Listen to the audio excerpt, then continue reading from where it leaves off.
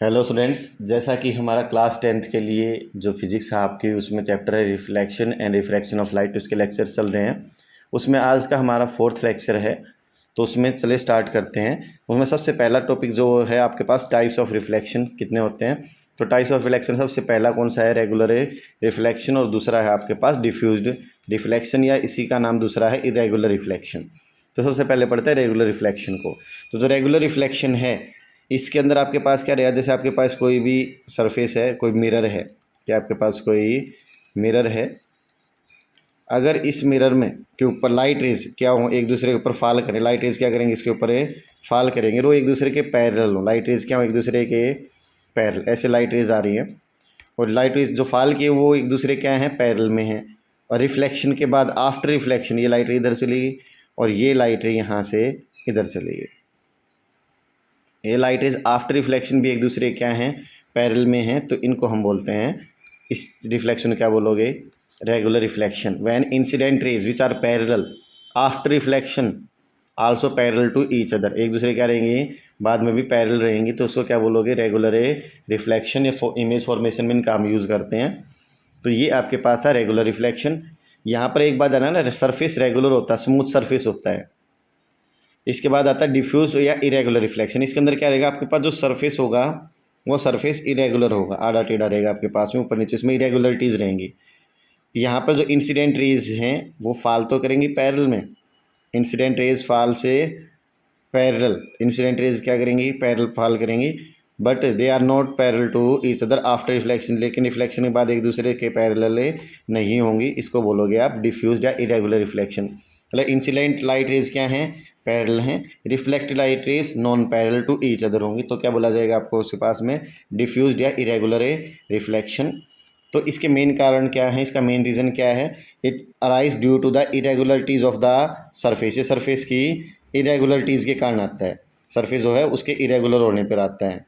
और इसमें एक बात है ना, इसमें normals are not parallel to इधर, अगर मैं इस सरफेस इस रे के लिए नॉर्मल बनाता हूँ, इसमें नॉर्मल ये आएगा, इसके लिए नॉर्मल बनाता हूँ तो अलग नॉर्मल आएगा आपके पास में, क्योंकि सरफेस टेढ़ा होगा तो यहाँ नॉर्मल भी टेढ़ा हो जाएगा, तो यहाँ से एक दूसरे के नॉर्मल्स पैरेलल में नहीं होंगे।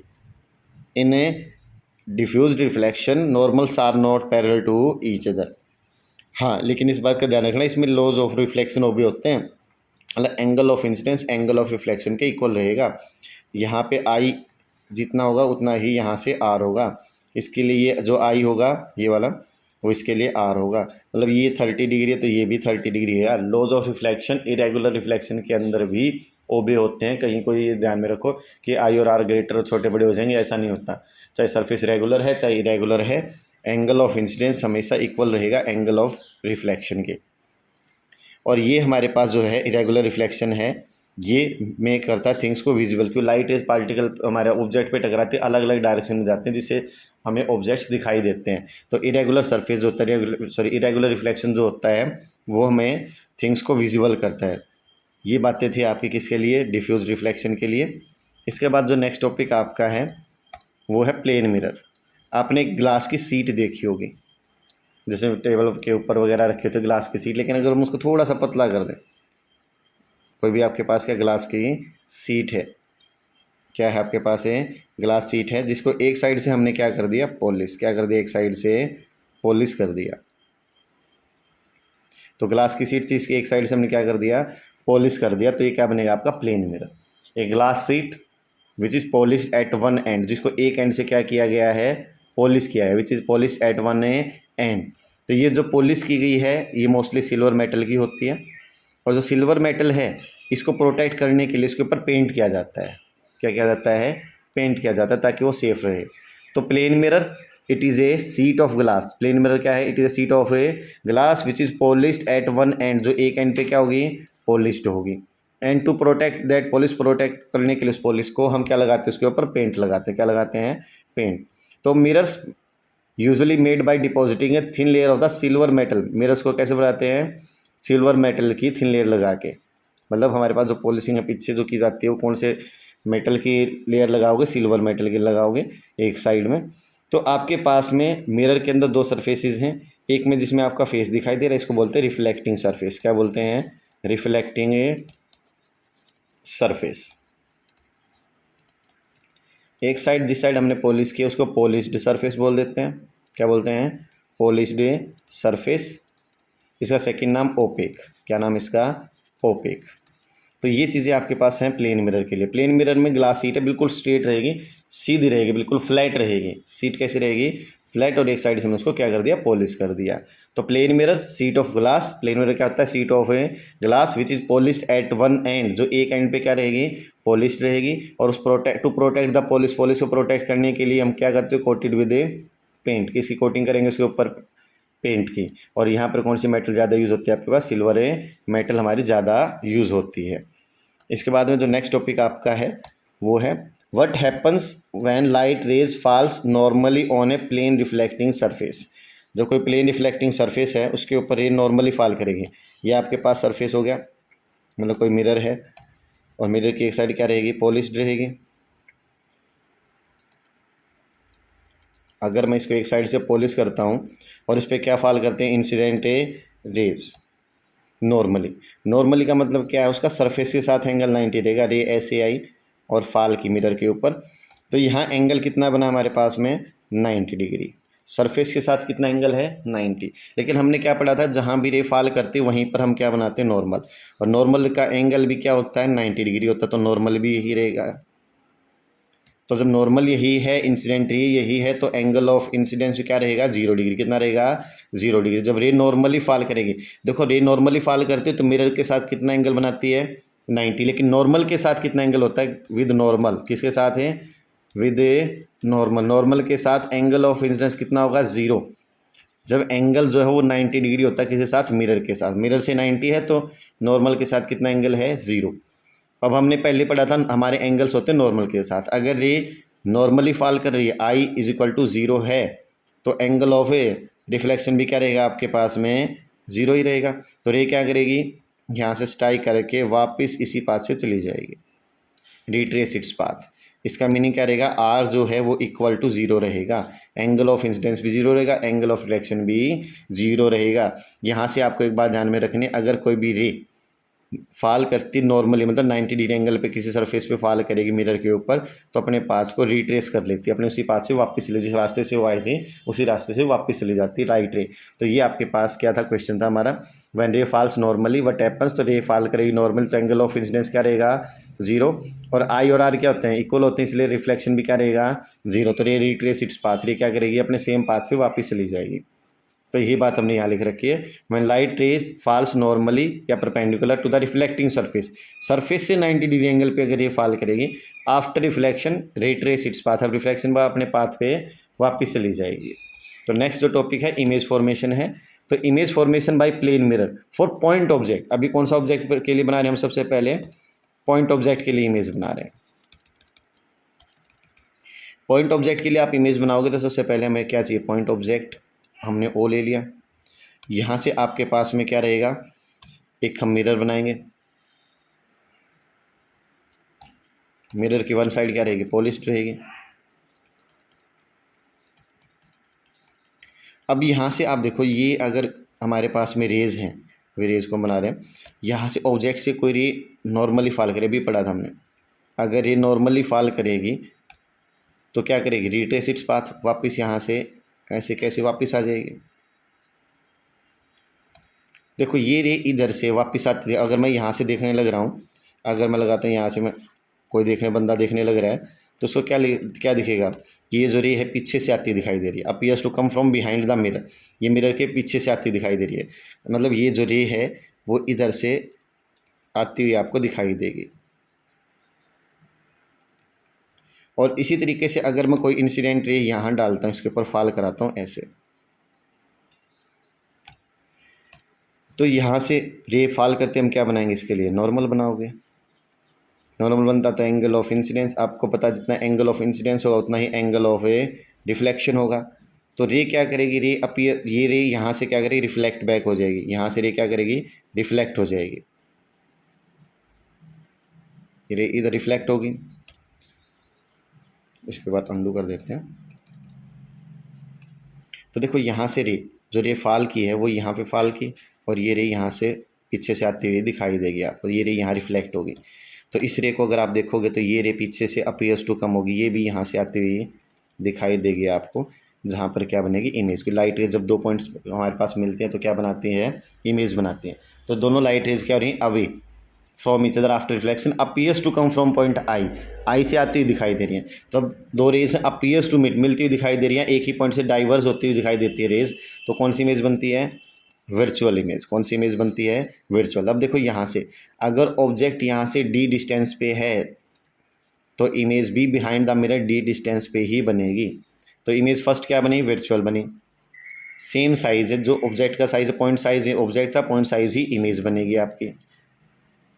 इमेज ऑब्जेक्ट इन फ्रंट है कितनी डिस्टेंस पे, डी डिस्टेंस पे, तो इमेज जो ऑब्जेक्ट डिस्टेंस है और जो इमेज है वो बिहाइंड द मिरर है वो भी डी डिस्टेंस पे, तो इमेज डिस्टेंस और ऑब्जेक्ट डिस्टेंस क्या रहेंगी, सेम रहेंगी। तो object distance in front of the mirror, image distance behind the mirror are same, दोनों क्या रहेंगी, सेम रहेंगी। तो ये आपके पास किसके लिए था, ये आपके पास इमेज है फॉर पॉइंट ए ऑब्जेक्ट, किसके लिए, पॉइंट ऑब्जेक्ट के लिए। अब अगर आप इसमें चाहो तो इसी के अंदर हम क्या कर सकते हैं, इमेज बनाते हैं एक्सटेंडेड ऑब्जेक्ट के लिए। किसके लिए, एक्सटेंडेड ऑब्जेक्ट के लिए। तो आपने अभी पीछे क्या सीख लिया कि आपके पास जो ऑब्जेक्ट होता है, अगर पॉइंट ऑब्जेक्ट है तो इमेज कैसी बनेगी, प्लेन मिरर कैसी इमेज बनाता है, वर्चुअल इमेज। और उसकी जो डिस्टेंस होती है ऑब्जेक्ट जितना फ्रंट में होगा मिरर के उतना ही बिहाइंड इमेज होगी, मतलब इमेज डिस्टेंस और ऑब्जेक्ट डिस्टेंस दोनों क्या होंगी, सेम होगी। अगर ये 10 सेंटीमीटर ऑब्जेक्ट फ्रंट में रखा है तो इमेज भी 10 सेंटीमीटर बिहाइंड द मिरर बनेगी। उसके बाद है image formation for the extended object. किसके लिए, एक्सटेंडेड ऑब्जेक्ट्स के लिए। एक्सटेंडेड ऑब्जेक्ट के लिए सबसे पहले हम बनाएंगे क्या, मिरर। मिरर की एक साइड को हम क्या करेंगे, पॉलिश्ड। बहुत सारे बच्चे इसको पॉलिश करके दिखाते नहीं हैं, तो इसको ध्यान रखना, इसको पॉलिश करके दिखाना बहुत ज़रूरी होता है। तो एक साइड से हमने इसको क्या दिखा दिया, पॉलिश्ड शो कर दिया। अब यहाँ पर क्या लेंगे हम, एक्सटेंडेड ऑब्जेक्ट। हमने क्या लिया, एक एक्सटेंडेड ऑब्जेक्ट ए बी। अब यहाँ से आपके पास क्या करेंगे, रेज फॉल करेंगे। तो यहाँ से अगर ऑब्जेक्ट के ए पॉइंट से कोई भी रे फॉल करती है नॉर्मली, मेरे से कितने एंगल में फॉल किए, नॉर्मली फॉल किए, तो रे क्या करेगी, यहाँ से बाउंस बैक उसी पाथ से क्या करेगी, वापस रिट्रेस कर जाएगी। तो फिर रे किधर से आ रही थी, इधर से टकराई, रिफ्लेक्ट होकर वापस आ गई। तो अगर मैं यहाँ से कोई बंदा है जो इसको देखने लग रहा है, यहाँ पे हमारे पास अगर हम आई बनाते किसी पोर्शन आदमी के लिए, तो ये जो आई है, अगर ये बंदा यहाँ से देखा तो इसको रे पीछे से अपीयर्स टू कम होगी, पीछे से आती हुई दिखाई देगी इसको ये रे। अब अगर मैं सेकंड रे यहाँ से ए पॉइंट से सेकंड रे फॉल करवाता हूँ, जैसे मैं रे फॉल करवाता हूँ यहाँ पे क्या बनाना पड़ेगा मुझे, सबसे पहले नॉर्मल। ये बात ध्यान रखना, सबसे ज़्यादा बच्चे ध्यान नहीं रखते कि नॉर्मल बनाते बाद में, नॉर्मल आप साथ साथ में बनाओ तो फ़ायदे में रहोगे, क्योंकि जितना एंगल ऑफ इंसिडेंस है नियरली उतना ही आपको एंगल ऑफ रिफ्लेक्शन बनाना होता है। तो उससे क्या होगा, आपकी इमेजेस नियरली एक्यूरेट बन जाती हैं। तो यहाँ से आपके पास में रे हमने निकाली, रिफ्लेक्टेड रे यहाँ से गई। रिफ्लेक्टेड रे भी क्या होगी, अगर मैं यहाँ से देखने लग रहा हूँ तो रिफ्लेक्टेड रे अपीयर्स टू कम होगी बिहाइंड द मिरर, मिरर से पीछे से ये भी आती हुई आपको दिखाई देगी। तो ये रे यहाँ से आई और ये यहाँ से आपको पीछे से आती हुई दिखाई देगी। जहाँ पर दोनों रेस अपीयर्स टू मीट होंगी वहाँ पर इमेज बनेगी ए पॉइंट के लिए, उसको ए प्राइम नाम दे देते हैं। अब यहाँ से आपके पास बी पॉइंट के लिए इमेज बनाते हैं। बी पॉइंट से जो रे चलेगी वो अगर वो नॉर्मली फॉल करेगी तो वो भी क्या करेगी, रिट्रेस इट्स पाथ। नॉर्मली में क्या करेगी, अपने पाथ को रिट्रेस। तो ये भी आपको अपीयर्स टू कम होगी बिहाइंड द मिरर, ये पीछे से आती हुई दिखाई देगी आपको। तो ये रे आपके पास में यहाँ से इस तरीके से आपको अपीयर्स टू कम होगी। अब सेकंड रे हम फॉल कराते हैं बी पॉइंट से, जैसे हमने रे फॉल करवाते हैं वहाँ से क्या बनाना होता है हमें, नॉर्मल। ये क्या होगा, एंगल ऑफ इंसिडेंस, जितना एंगल ऑफ इंसिडेंस उतना ही एंगल ऑफ रिफ्लेक्शन बनाओगे तो रे क्या करेगी, रिफ्लेक्ट बैक होगी। तो ये रे भी अपीयर्स टू कम होगी फ्रॉम बिहाइंड द मिरर, ये भी बिहाइंड द मिरर क्या होगी आपके पास में, अपीयर्स टू कम होगी। जहाँ पर दोनों मिलेंगे वहाँ पर क्या बनेगी आपकी इमेज बी प्राइम। तो ये आपका एंगल ऑफ रिफ्लेक्शन है, यहाँ भी आपके पास क्या रहेगा, एंगल ऑफ रिफ्लेक्शन। देखो ए पॉइंट के लिए इमेज ए प्राइम है, बी के लिए बी प्राइम। तो अब सभी पॉइंट्स के लिए अगर इमेज बनाओगे तो ये आपके पास इमेज यहाँ बनेगी। तो देखो रेज अपीयर्स टू मीट है, यहाँ से रेज अपीयर्स टू मीट मिलती हुई दिखाई दे रही हैं आपको सभी, या एक ही पॉइंट से डाइवर्स हो रही हैं। तो ऐसी इमेज कौन सी होती है, वर्चुअल। कैसी होगी, वर्चुअल एंड इरेक्ट। ऑब्जेक्ट भी सीधा रखा है, इमेज भी सीधी बनी है, तो आपके पास कैसी इमेज होती है, erect. Appears to meet virtual, सीधी है तो क्या रहेगा आपके पास, बिल्कुल सीधे ऑब्जेक्ट रखा, सीधे इमेज बन गई है। तो आपके पास में क्या रहेगा, आपके पास है इरेक्ट इमेज। उसके बाद साइज़ दोनों का सेम रहेगा, ऑब्जेक्ट साइज़ और इमेज साइज़ सेम होंगे। अगर ऑब्जेक्ट यहाँ पे फ्रंट में 10 सेंटीमीटर डिस्टेंस पे है, अगर ऑब्जेक्ट 10 सेंटीमीटर डिस्टेंस पे रखा तो इमेज भी 10 सेंटीमीटर बिहाइंड द मिरर ही बनेगी। तो डी डिस्टेंस ये है तो डी डिस्टेंस ये रहेगी। तो at the same distance behind the mirror, image जो बनती है same distance behind the mirror बनती है। As object is place in front of it, जितना ऑब्जेक्ट फ्रंट में रखा उतने डिस्टेंस बिहाइंड इमेज बनेगी। तो आप लिख सकते हो directly object distance is equal to image distance. जो ऑब्जेक्ट की डिस्टेंस है कैसी है, ऑब्जेक्ट डिस्टेंस इक्वल होगी किसके, इमेज डिस्टेंस के। ऑब्जेक्ट डिस्टेंस किससे इक्वल होगी, इमेज डिस्टेंस के इक्वल होगी। तो ये आपके पास 3 प्रॉपर्टी आ गई। अभी आगे प्रॉपर्टी और भी है। तो एक प्रॉपर्टी अब आपके पास ये है, image formed by the plane mirror is laterally inverted. जो इमेज बनाता है कौन, प्लेन मिरर, वो कैसी होती है, लेटरली इन्वर्टेड। लेटरली इन्वर्टेड का मीनिंग क्या होता है, लेटरली इन्वर्टेड का मीनिंग होता है जो लेफ्ट होता है वो राइट दिखाई देगा, जो राइट है वो लेफ्ट दिखाई देगा, मतलब लेफ्ट टू राइट रिवर्सल हो जाता है। तो इसी को बोलते हैं लेटरल इन्वर्जन। क्या बोलते हैं, लेटरल इन्वर्जन। तो जो लेटरल इन्वर्जन है वो आपको यहाँ इमेज में शो कर रखा है। यहाँ पे आपके पास देखो ये हमारे पास एक बॉय खड़ा है, लड़का खड़ा है कोई भी, इसने यहाँ से आपका अपना राइट हैंड उठा रखा है। कौन सा हैंड है आपके पास, राइट हैंड इसने उठा रखा है। जबकि इमेज के अंदर जब वो देख रहा है तो उसको कैसा है, इमेज में कैसा हैंड दिखाई दे रहा है आपको, लेफ्ट हैंड था, कैसा, राइट हैंड दिखाई क्या दे रहा है इमेज में, लेफ्ट हैंड। तो जो राइट हैंड है वो बनेगा लेफ्ट हैंड। इस तरीके से लेफ्ट हैंड है वो क्या बना हुआ है यहाँ पे, राइट हैंड बना हुआ दिखाई देगा। तो ये आपके पास क्या होता है, लेटरल इन्वर्जन। जो लेफ्ट है वो राइट, राइट है वो लेफ्ट। कहीं अप डाउन कर दो, अप डाउन नहीं करना है, लेफ्ट और राइट को रिवर्स करना है। तो अगर हमारे पास एसिमेट्रिकल ऑब्जेक्ट है, कैसा है, एसिमेट्रिक ऑब्जेक्ट है in front of a plane mirror, अगर प्लेन मिरर के सामने एसिमेट्रिक ऑब्जेक्ट रखोगे तो right side of the object appears to be left. Right side क्या हो जाएगी, लेफ्ट, और लेफ्ट साइड क्या हो जाएगी, राइट हो जाएगी आपके पास में। This change of sides of the object, जो ऑब्जेक्ट के चेंज ऑफ साइड्स हैं in seen in the image, image के अंदर जो आपको दिखाई दे रहे चेंजेस, इसको बोलते हैं लेफ्ट राइट इन्वर्जन और lateral inversion. Left right inversion और lateral inversion. And the image is inverted sideways, image क्या होगी, इन्वर्ट होगी साइडों से, इसीलिए हमारे पास इसको बोलते हैं साइडवेज इन्वर्जन। कई बार क्या बोल देते हैं, साइडवेज इन्वर्जन बोलते हैं। जो एम्बुलेंस लिखा होता है, जब वो पीछे से आप उसको मिरर में आगे देखोगे तो उसको लिखते हैं उल्टा है, लेकिन दिखाई वो हमें सीधा देता है, वो भी लेफ्ट राइट इन्वर्जन के कारण आपको दिखाई देगा। तो एम्बुलेंस का भी आप लेटरल इन्वर्जन में, प्लेन मिरर में हम इसका यूज़ करते हैं। तो अब यहाँ से आपके पास में है uses of the plane mirror. Uses of plane mirror के अंदर हमारे पास में यूजेज ऑफ प्लेन मिरर के अंदर सबसे पहले बाई हमारे पास है barbers to show the customers the back side of the his head. जो बार्बर हैं, जो नाई है हमारे पास, देसी में बोल लेते हैं, जो बार्बर हैं जो कटिंग करते हैं तो बैक साइड जो हमारे पास है एड की जो बैक साइड, उसको दिखाने के लिए किसका यूज़ करते हैं, प्लेन मिरर का। रिफ्लेक्टर्स इन ए सोलर कुकर, जो सोलर कुकर होता है उसके अंदर भी रिफ्लेक्टरी फॉर्म में किसका यूज़ होता है, प्लेन मिरर का यूज़ होता है। फॉर मेकिंग क्लेडोस्कोप, क्लेडोस्कोप या पेरिस्कोप बनाने में प्लेन मिरर का यूज़ होता है। Signalling by the scouts and the army personnel, जो आर्मी के अंदर आपके पास हैं जो लोग लगे हुए हैं, आर्मी पर्सनस हैं, पर्सनल हैं या स्काउट्स हैं जो हमारे, वो भी सिग्नल देने में किसका यूज़ करते हैं, प्लेन मिरर का यूज़ करते हैं। Providing false dimension in the showcases displaying jewellery wrist watches, मतलब आपके पास साइज़ को घटाने बढ़ाने में, साइज़ को बढ़ा करके फॉल्स डायमेंशन दिखाने के लिए भी हम किसका यूज़ करते हैं, प्लेन मिरर का यूज़ करते हैं। और reflected ray up suffers A deviation of 180 - 2i, जो आपके पास एंगल ऑफ डेविएशन होता है वो डेल्टा, वो कितना रहेगा आपके पास, 180 - 2i रहता है, किसके लिए, प्लेन मिरर के लिए। तो इसको अभी आगे पढ़ लेते हैं इस प्रॉपर्टी को। तो देखो यहाँ पे आपके पास इसको हमने शो भी कर रखा है। तो देखो पहले डायग्राम बना लेते हैं। इस डायग्राम से आपको पहले एंगल ऑफ डेविएशन पता चलेगा होता क्या है। ये हमारे पास क्या हो गया, मिरर। मिरर की एक साइड हम क्या रखेंगे, पॉलिश्ड, एक साइड कैसी रखेंगे, पॉलिश्ड रखेंगे। अब रे इसके ऊपर क्या रहेंगे, रे फॉल करेंगी। देखो इनिशियल पाथ इसका ये है, जैसी रे फॉल करेगी सबसे पहले क्या बनाएंगे हम, यहाँ पे नॉर्मल, क्या बनाएंगे, नॉर्मल। ये क्या हो गया आपके पास, एंगल ऑफ इंसिडेंस। अब रे क्या करेगी, रिफ्लेक्ट बैक होगी।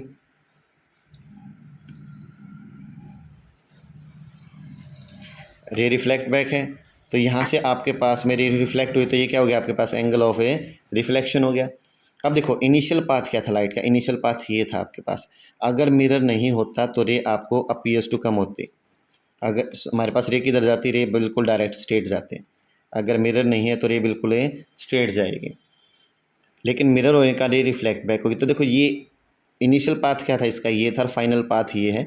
इनिशियल पाथ और फाइनल पाथ के बीच में जो ये एंगल, इसको बोलते हैं एंगल ऑफ डेविएशन। क्या बोलते हैं? Angle of A deviation. क्या बोलोगे इसको? Angle of A deviation.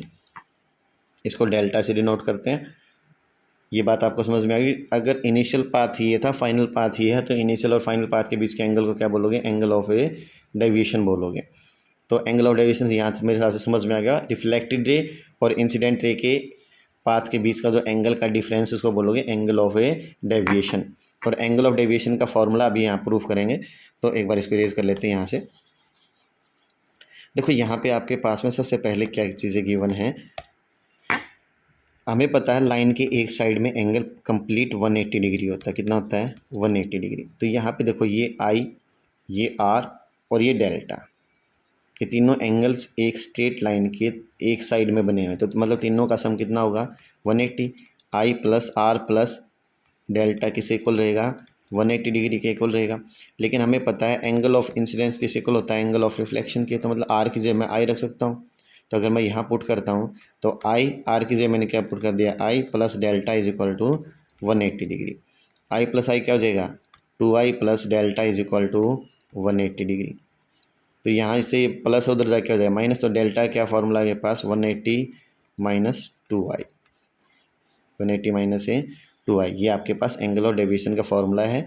आई की जगह पे आर भी यूज हो जाता है। कई बार एंगल ऑफ रिफ्लेक्शन दे देता बंदा, हमें पता है आई और आर दोनों इक्वल हैं। तो आपके पास एंगल ऑफ डेविएशन का क्या फॉर्मूला रहेगा? 180 माइनस ए 2i। 180 माइनस ए 2i आपके पास में एंगल ऑफ डेविएशन रहेगा। अब आप लोगों को यहाँ से फार्मूला हमें पता चल गया है।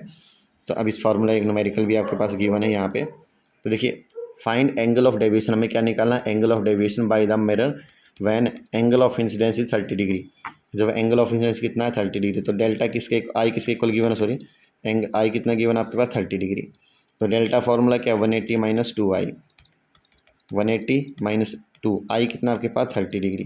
तो यहाँ से आपके 180 माइनस 60, तो क्या रहेगा? 120 डिग्री।